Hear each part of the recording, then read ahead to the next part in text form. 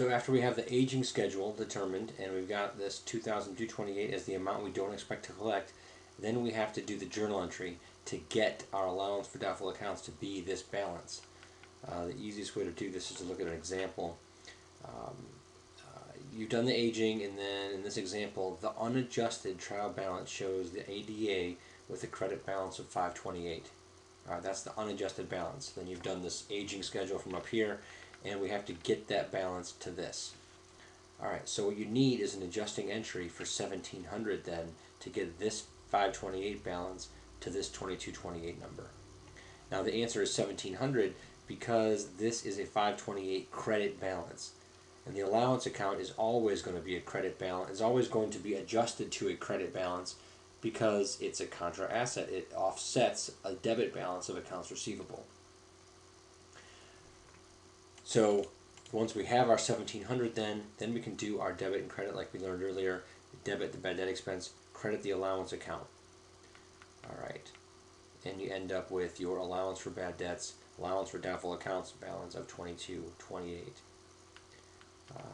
Let me see. I want to draw your attention to this paragraph right here. Occasionally the allowance account will have a debit balance prior to adjustment. This can happen because write-offs in any given period can be more than the amount you estimated for to be uncollectible. So write-offs, remember, cause debits to the allowance account, and estimating bad debt expense causes credits to the allowance account. Well, if write-offs are more than your estimate, then you're going to end up with more debits than credits and have a debit balance in the allowance for doubtful accounts. If you have that, then when you're adjusting to the aging schedule conclusion of 2228 in this case, you have to then add the beginning debit balance to that ending balance to get the change.